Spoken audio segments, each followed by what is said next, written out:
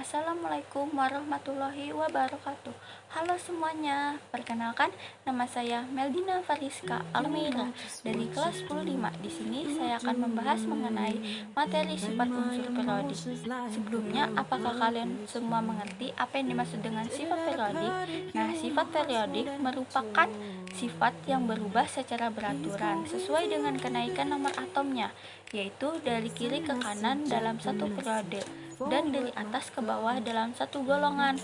Nah, jadi ada berapa sih sifat unsur periodik ini? Sifat unsur periodik ada 5. Yang pertama ada jari-jari atom, yang kedua ada energi ionisasi, ketiga ada afinitas elektron, lalu keempat ada elektronegativitas, dan yang terakhir kelima ada sifat logam dan non-logam. Nah, selanjutnya mari kita bahas mengenai sifat unsur tersebut satu persatu. Ya, yang pertama ada jari-jari atom. Apa sih yang dimaksud dengan jari-jari atom? Nah, jadi jari-jari atom merupakan jarak inti atom sampai kulit terluar. Lalu jari-jari atom ini memiliki kecenderungan. Yang pertama ada unsur segolongan dalam tabel sistem periodiknya, yaitu semakin ke bawah jumlah kulitnya maka semakin banyak juga, sehingga jari-jari atom yang akan semakin membesar. Dan adapun jari-jari atom unsur-unsur yang seperiode dalam tabel sistem periodiknya, semakin ke kanan maka semakin kecil. Hal ini terjadi karena jumlah elektron semakin ke kanan semakin banyak, yang menyebabkan gaya elektronnya semakin kuat. Nah, lalu yang kedua ada energi ionisasi. Apa sih yang dimaksud dengan energi ionisasi? Energi ionisasi merupakan besarnya energi yang diperlukan untuk melepaskan suatu elektron dari suatu atom netral dalam wujud gas, sehingga terbentuknya ion yang bermuatan positif. Nah, sifat unsur ini memiliki kecenderungan, yaitu dalam satu golongan dari atas ke bawah. Energi ionisasi suatu unsur maka semakin kecil dikarenakan jari-jari atomnya bertambah besar, sehingga daya tarik inti terhadap elektron terluar semakin lemah dan energi ionisasinya berkurang.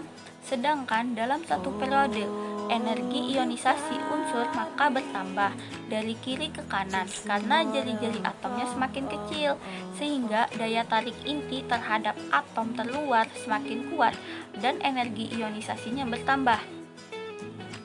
Ketiga, ada afinitas elektron. Apa sih yang dimaksud dengan afinitas elektron? Afinitas elektron adalah energi yang menyertai penambahan satu elektron pada suatu atom netral dalam wujud gas yang membentuk ion bermuatan negatif.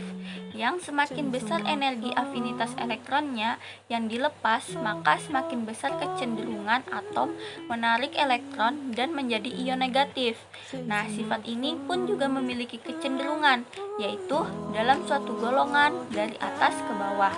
Energi ionisasinya semakin kecil dikarenakan karena adanya daya tarik inti terhadap elektron yang dilengkapi berkurang, sehingga afinitasnya akan semakin berkurang. Sedangkan dalam suatu periode dari kiri ke kanan, afinitasnya elektron semakin besar dikarenakan daya tarik inti terhadap elektron yang ditangkap bertambah, sehingga afinitasnya maka semakin bertambah juga.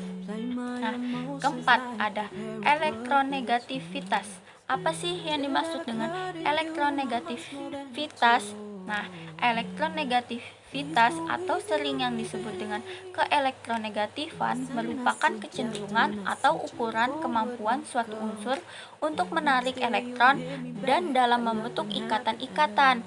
Yang semakin besar keelektronegatifannya, maka suatu atom akan memiliki kecenderungan lebih tinggi dalam menarik keelektronan daripada atom yang lain. Nah, sifat unsur keempat ini juga memiliki kecenderungan dalam suatu periode, yaitu dari kiri ke kanan, maka keelektronegatifannya cenderung semakin bertambah. Sedangkan dalam satu golongan dari atas ke bawah, maka keelektronegatifannya maka semakin berkurang. Yang terakhir yaitu sifat logam dan non-logam. Apa sih yang dimaksud dengan sifat logam dan non-logam? Sifat kelogaman suatu unsur tergantung pada besarnya energi ionisasi dan afinitas elektronnya. Berdasarkan sifatnya, dalam sifat keperiodikan unsur atau atom dapat dibagi menjadi 3, yaitu unsur logam dan non-logam serta metaloidnya. Sifat terakhir ini juga memiliki kecenderungan, yaitu dalam satu golongan dari atas ke bawah, energi ionisasinya maka semakin berkurang, sehingga mudah melepas elektron, dan sifat logamnya maka semakin bertambah. Sedangkan untuk afinitas keelektronan dari atas ke bawah juga semakin berkurang, sehingga sulit untuk menangkap elektron. Maka sifat non-logamnya akan berkurang.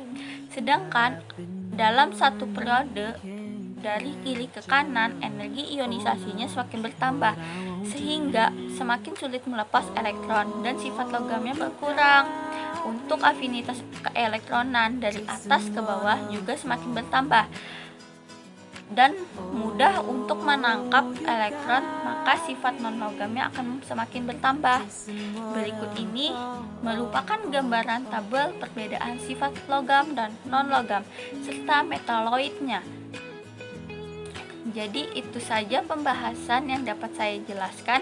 Sekian, mohon maaf apabila kekurangan dan salah kata. Semoga video ini bermanfaat. Wassalamualaikum warahmatullahi wabarakatuh.